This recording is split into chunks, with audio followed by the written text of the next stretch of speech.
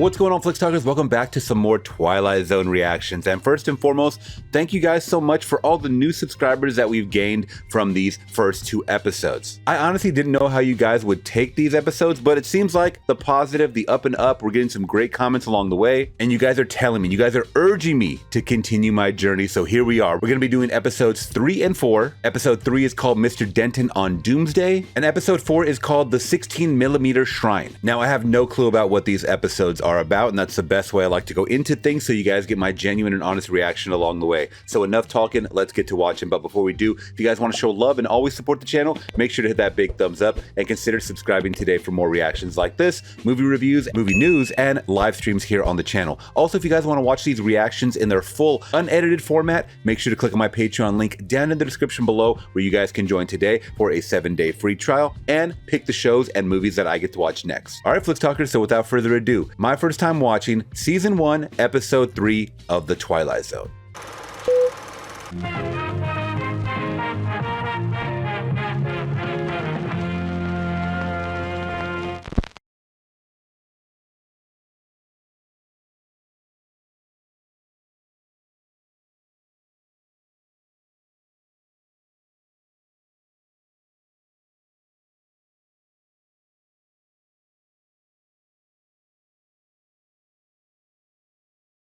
There is a 5th dimension, beyond that which is known to man. It is a dimension as vast as space and as timeless as infinity. It is the middle ground between light and shadow, between science and superstition, and it lies between the pit of man's fears and the summit of his knowledge.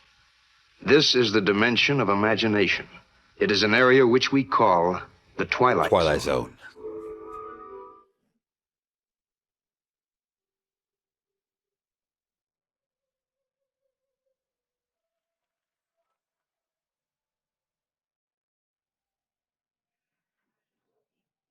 Oh, we're in the Old West.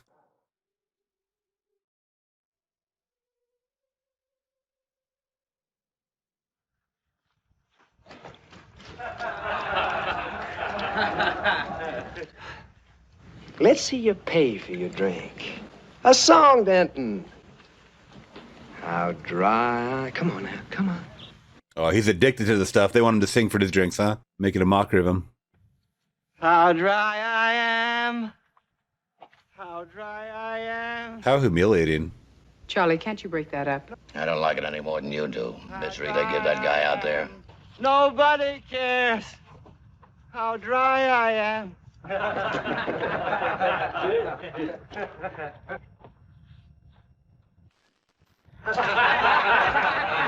Wow.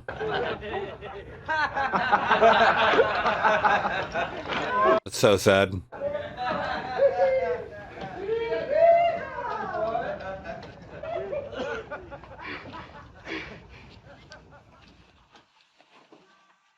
Portrait of a town drunk named Al Denton. This is a man who's begun his dying early. Al Denton, who would probably give an arm or a leg or a part of his soul to have another chance. To be able to rise up and shake the dirt from his body and the bad dreams that infest his consciousness. In the parlance of the times, this is a peddler. A rather fanciful-looking little man in a black frock coat. And this is the 3rd principal character of our story, perhaps to give Mr. Al Denton his 2nd chance. Ooh. Very depressing so far.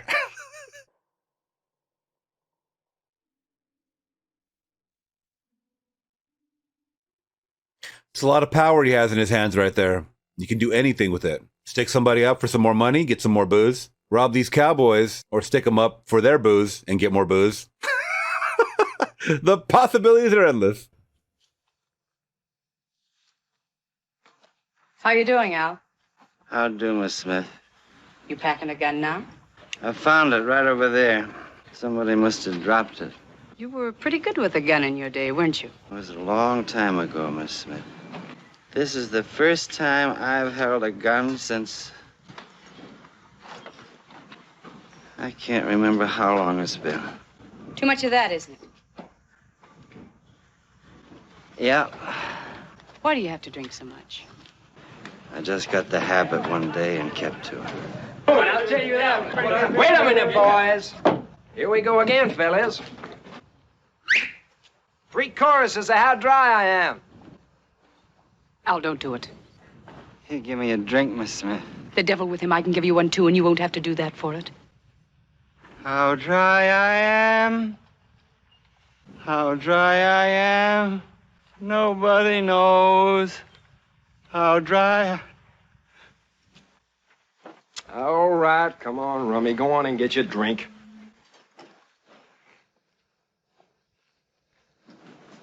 Wait a minute, Denton.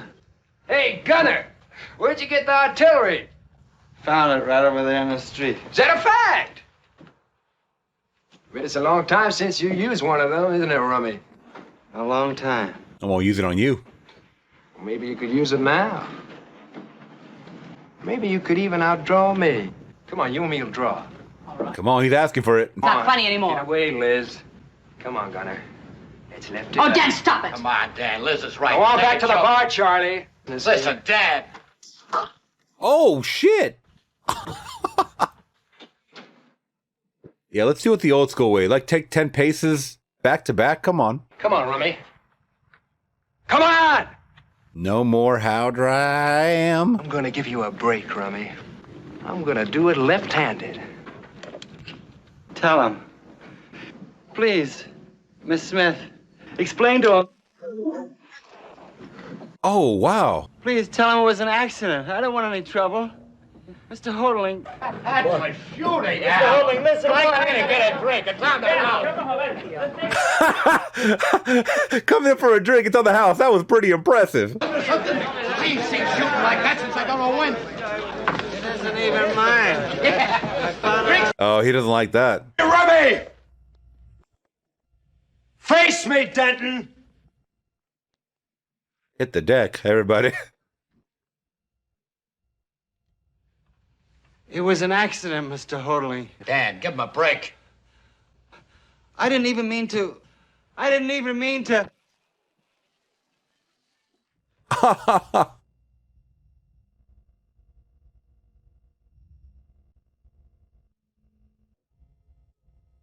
So they said this guy was a peddler, I think they said, but he's definitely something Mr. more. Denton, maybe you'd let us buy you a drink. Obviously, but is he like the devil or? What'd you call me? I didn't mean no offense. I just asked you what you called me. Didn't he say Denton? Nothing, Mr. Denton. I didn't call you anything. Mr. Denton. Oh. You call me Mr. Charlie? Oh, he's got the gun fever. He's got the gun fever. Got the power. I've had enough. I think I'll go out and get a shave. Take care of yourself.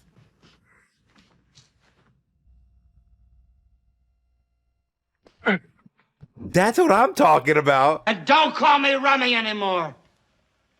Rummy. That's someone that's addicted to rum, I'm guessing. It's a derogatory term, I'm sure. He's pissed. All right, he has a new sense of purpose. Al.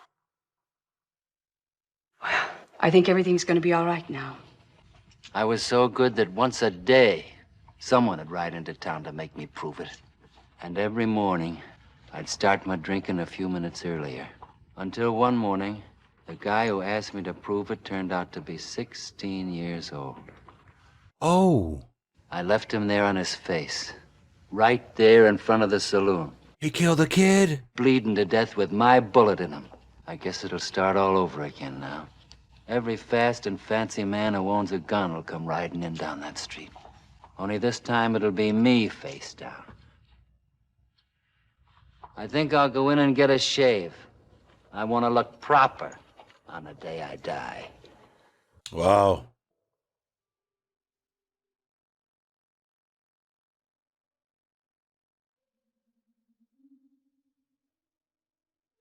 Fellas, if you never got a shave like that with a straight razor, get one in your lifetime. It's the cleanest shave ever. You feel so like a baby's butt afterwards. Oh, he's a new man. Okay. Looking pretty dapper, Dan.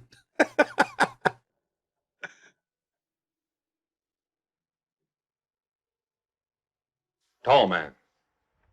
Doesn't usually wear his gun. Blonde hair. Who's that to Scrap? Scrap's a man named Al Denton. Supposed to be top gun here. Would that be you? That'd be me. I got a message for you, Denton. Comes from Pete Grant. Pete'll be in town tomorrow night at 10. He'll meet you over in the saloon. Tell Mr. Grant I'll be there tomorrow night. I'll wait for his pleasure. That's just what it'll be. Just like he said, they're going to test his gangster. Anybody that rolls into town.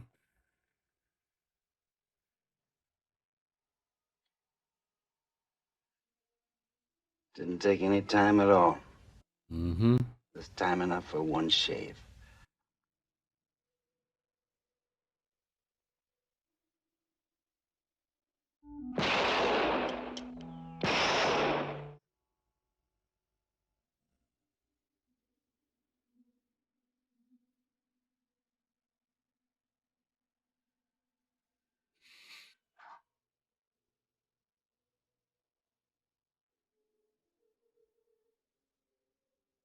Evening, Mr. Denton. I can't use anything. You're a peddler, aren't you? Dealer in everything.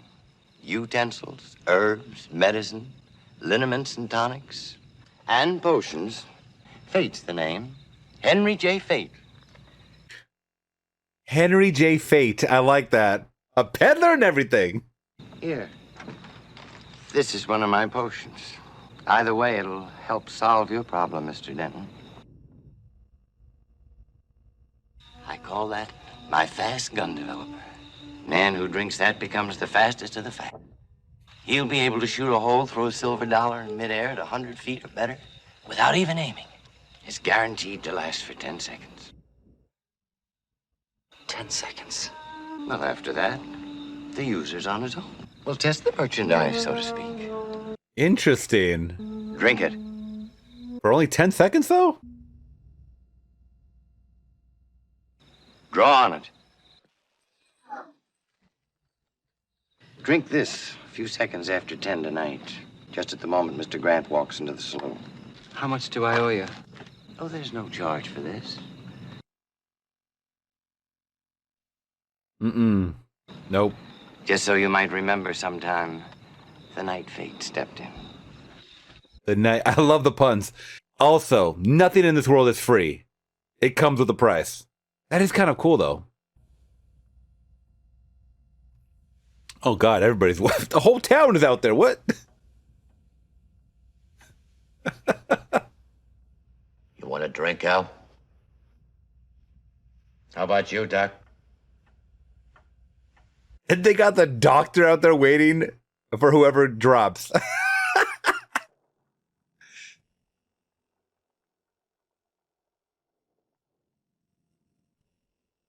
Grant.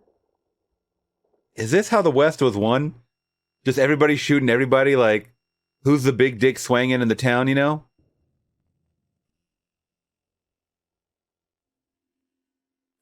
This guy looks young, too.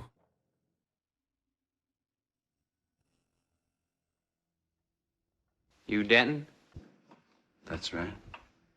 Step away from the bar, please, Mr. Denton. And draw.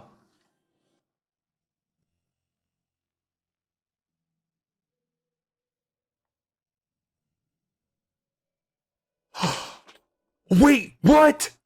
The peddler got him too? Oh, y'all got about a couple seconds. Go.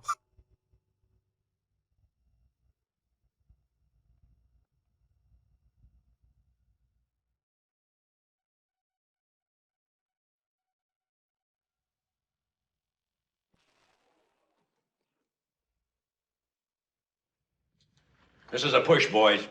No winner. And you won't be shooting anymore with that hand, Al. A couple of fingers are going to be stiff, too. The way you stood up there, it'll be something to tell your grandchildren about. And the way it looks now, you'll live to have some. Just like me. You'll never be able to fire a gun again in anger. You're blessed, son. We've both been blessed. He's young, so he's hard-headed. It's going to take a little while to process. He's lucky. He learned it early. Did you get him, Pete? No more than he got me.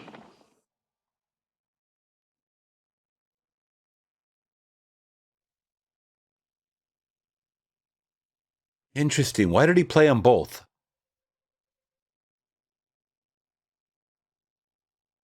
Why, peddler? Why? Mr. Henry Fate, dealer in utensils and pots and pans, liniments and potions. A fanciful little man in a black frock coat who can help a man climbing out of a pit or another man from falling into one. Because, you see, fate can work that way in the Twilight Zone. Okay.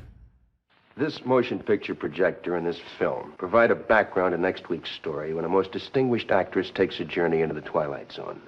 Miss Ida Lupino stars in the 16mm Shrine, a haunting story of a haunted woman that I think you'll find interesting and perhaps shocking. We hope you'll join us then. Thank you and good night. All right, so Rod Serling, by the way, I didn't know that he was the creator. I don't know if they said that in the last couple of episodes. Rod Serling. I know he is the face, though, because I've seen that face before. I've heard that voice before. All right. Martin Landau. That's who it was. Okay, I was like, I recognize that face. All right, so guys, that was Mr. Denton on Doomsday, episode 3, season 1. Let's talk about it. All right, Flix Talkers, so another episode I dug. I like the back development a little bit with these characters, how we're introduced to them, and then we find out that they have a seedy past, or at least something happened to them where they no longer pursue what they were doing before. He was a shooter, right? And then he just became this amazing shot that everybody wanted to test him until it came time for a child to test him. He ends up killing a kid, which leads to the drinking that just progresses and progresses. Then he becomes just, real shaky hand and whatnot. He takes this potion, this elixir, and it helps him to be a quick draw McGraw, so to speak, right? Just a real gun-shoe or whatever. I don't even know, whatever you want to call someone that's really good at shooting. So we got to see that the youngster at the end also had the potion, but I was trying to figure out what was the reasoning for giving them both. Was it for them to figure out that this is not the way, to live life, young and older? It's not all about just killing. That's kind of what I took away from it a little bit. You live another day to tell the tale, so to speak. The doctor said it. I mean, you're going to live to have some grandkids if you're lucky with this, but you're not going to be able to shoot anymore. So that's kind of my takeaway from this. I enjoyed it. I thought it was eerie as well. Once again, the guy that was a peddler of everything, a dealer of everything. His last name was Fate. That was hilarious. That was pretty funny. Not spooky, not too creepy, but just, another Twilight Zone episode. So I can't wait to jump into this next one, guys. Episode 4, the 16mm Shrine. And Rod Serling said it's a spooky one, and I trust him. So that being said, hit that big thumbs up before we get into this next one, guys. Subscribe today for more. Let's get into episode 4.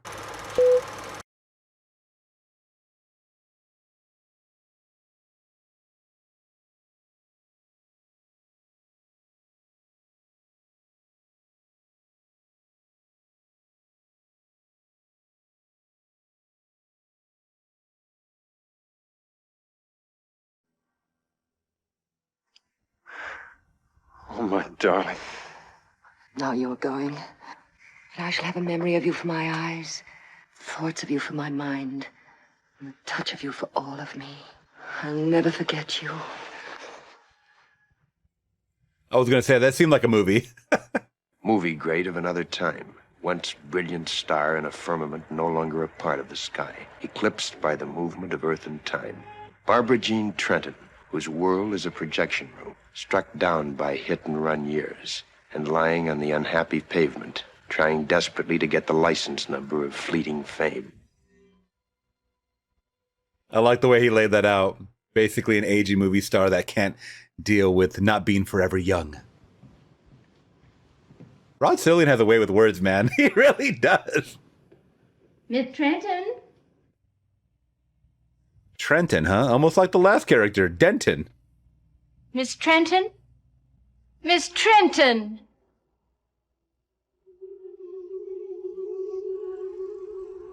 What is it, Sally? I brought you a snack, Miss Trenton. Miss Trenton, what are you doing? That's what I would be asking. She is spooked. Hello, Sally. Is Miss Trenton in? Yes, sir. In there for a change? Yes, sir. I'm very worried about her. You don't understand, Mr. Weiss. It's getting much worse. I'll see what I can do.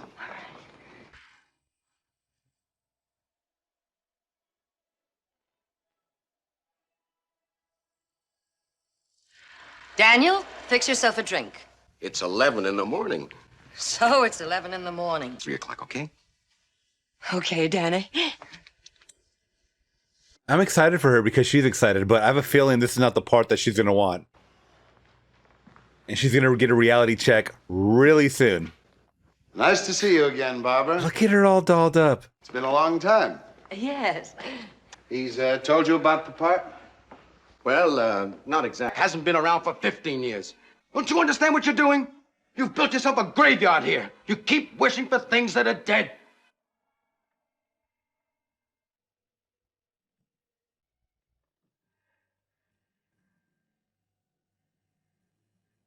God, this is encapsulating Hollywood being cruel to women that are aging like perfectly, even to this day, man. All for you, with love from me.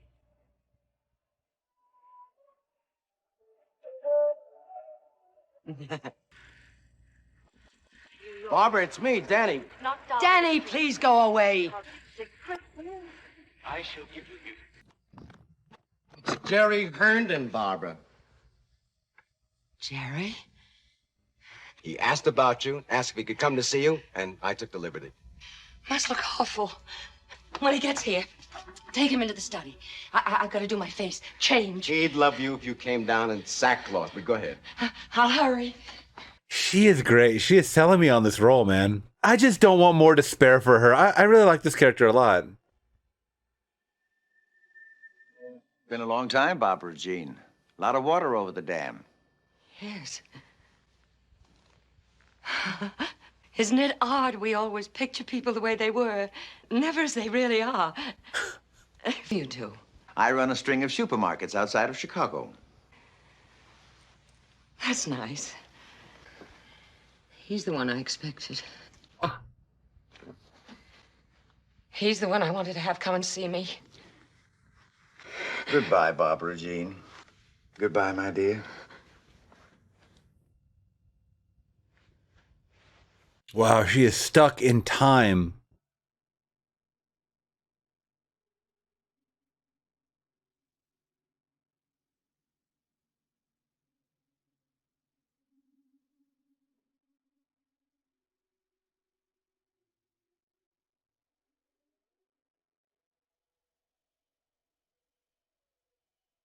There you are, Jerry. There you are. You look so young, so wonderfully young. There was a strange old man here a while ago who said he was you. Jerry, I wish I could be there with you. I wish I could be up there with you. I wish. Oh, I wish.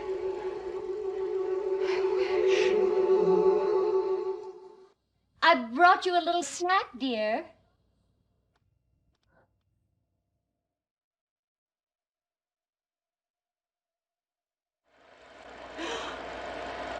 Oh! Oh!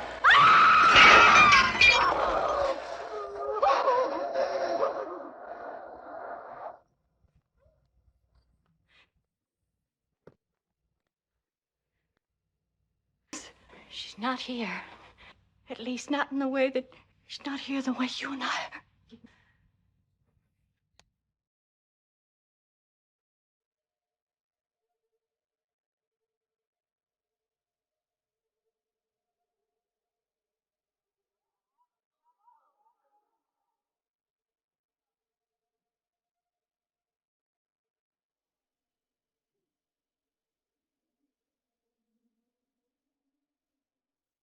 That's her house. They're all there. And they're all trapped in the 30s again. Darling, was it so good to see you? Same outfit. The pool. Please, everyone outside. Paul, Jerry.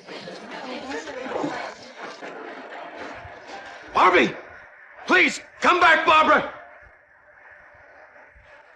Barbie, it's me, Danny.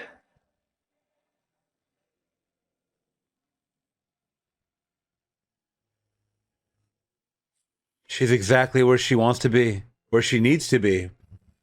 Barbie, come back! Please, Barbie! Barbie! Come back, Barbie!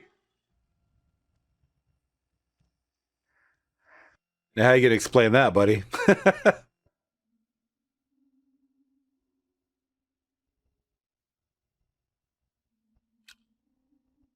Oh my God, the scarf that she threw. That's spooky.